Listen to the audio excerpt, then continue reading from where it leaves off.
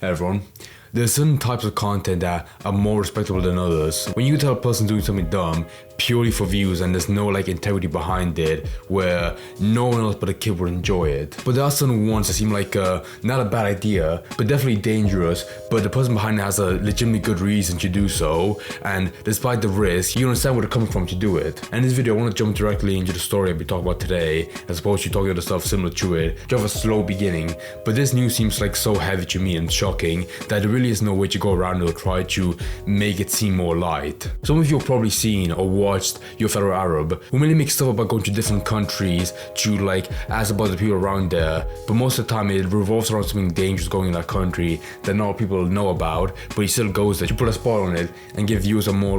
hands-on experience of seeing what's going on, as opposed to reading an article about it or seeing it through the news. Which I have to respect, because whenever you mention streamers traveling somewhere, it's always the same destination that means nothing, like Japan, where so many people have gone there. There's nothing new you can probably show off to viewers, which is so generic, and you only go there as a fun holiday, which isn't bad. But in terms of trying to learn about all the stuff going around the world that don't really have much attention behind it, it is good to have a couple of people that go to different places that aren't really popular or safe either, but still go there to at least make people more aware of the kind of issues in that country. However, that being said, you really can't undermine the huge risk you have, especially when going there, where if locals are in danger for a certain issue in a country, then being a foreigner just visiting there makes it way more dangerous for a foreigner to go there, especially when they're walking around specifically trying to investigate those issues, and also having short interviews with people talking about it, where a lot of people would be too scared of it and try to steer away from it. And he has had a couple of videos and streams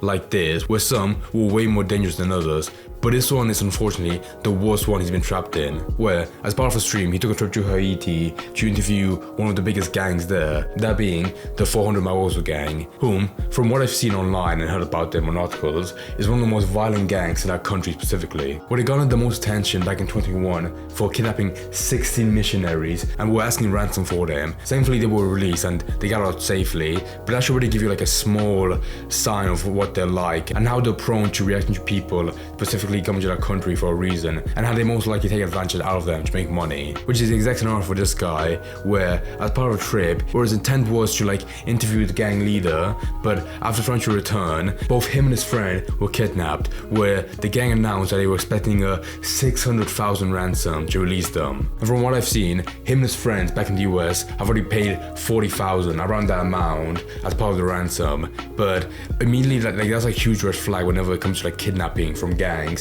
and they ask for a ransom. Of course it's way safer there to at least keeping in contact and at least speaking with them, but the second it starts getting to ransoms, it gets way more muddier, because then it's just a huge domino effect of them either asking for more or making it harder to meet in the middle and release him and his friend. What I feel happened is that the gang had a small bit of knowledge about him, Your Fellow Arab, and saw him as having a huge amount of wealth, which even though he is popular, $600,000 is not an amount that anyone could just pull out of nowhere, especially when they're already abroad in a different country. And although it is his friends managing the situation, managing ransoms or trying to make the amount smaller, it's never easy. And it got me thinking about the differences between this scenario and the one back in 2021 with the missionaries, where even though it did seem they were kidnapped out of nowhere for no reason apart from money, it did seem they recognized how badly it would be if those missionaries were in harm, which is why they got released safely, even if it did take a while. But with this guy, the fact that it's just him and his friend makes it way scarier, because they're not really tied to a huge organization apart from just maybe streaming that could actually help them out and support it. But anyways, I want to talk about the most recent stuff that came out that kind of first broke the news about him being kidnapped. Well, the first one was by his friend, where you can tell he's still trying to keep the situation calm despite how shocking it is, but even you can tell he's still worried, obviously, and understandably. From what he said about him knowing it for 2 weeks, any friend would of course don't be worried about that kind of fact, as well as trying to keep the news toned down to not make the fans worry immensely as well, because any person or a friend would normally expect to have this situation resolved quickly and safely as possible, but after 2 weeks I can see why he'd be worried and at least try to reach out to fans to not only get some support maybe, but also kind of keep them in the news as well. Because of course, if fans knew that he was in Haiti but there wasn't any news of him for 2 weeks and he never streamed or uploaded a video, of course they would assume the worst quickly. And he also did release a video beforehand of him planning out and like explaining like what he's gonna do later that day, where he's gonna meet the gang leader. But I want to talk about this video for a second because it did show some signs that he knew the clear threat that he was gonna be in by just being in the country alone. Because he mentioned how no tourists are allowed in Haiti unless you have like get some help from the government to specifically have a reason. So it seemed like he was at least somewhat prepared, where he had to talk through like officials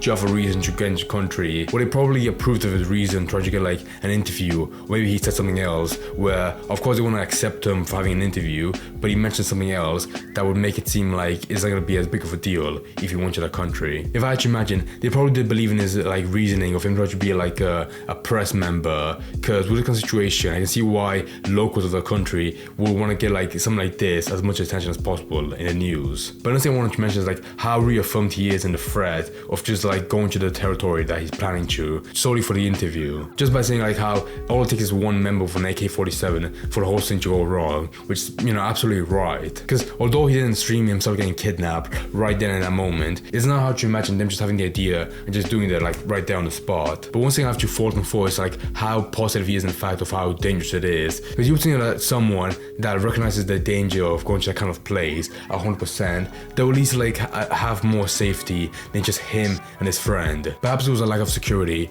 but even then, if the officials of the country let you in when tourists aren't allowed, you would imagine that they would at least like have someone go with him. Unless it was a debate of like them not trying to let him in, but he begged them to under the condition that he goes by himself and they don't have to worry about having like security go with him. But even then, even if you recognize like how dangerous something can be, it's still good to at least like take the safety precaution of having someone come with you or some security. He did have his friend come with him, but even then, that wasn't like a huge deterrent if he got kidnapped as well. But despite that said, I've seen a lot of people mention like how this is basically like the Darwin Award of the Year, which if you don't know what that is, it's basically like someone doing something so dumb that basically like regrets back in evolution and kind of showing like survival of the fittest by just not being dumb. But even then, I still sympathize for him because of course it's a bad idea, but it always sucks seeing something like this small immediately going to like the worst possible scenario of him getting kidnapped. And even though, you know, it is a bad idea to interview a gang leader of an incredibly dangerous gang, I still have to hand it to him because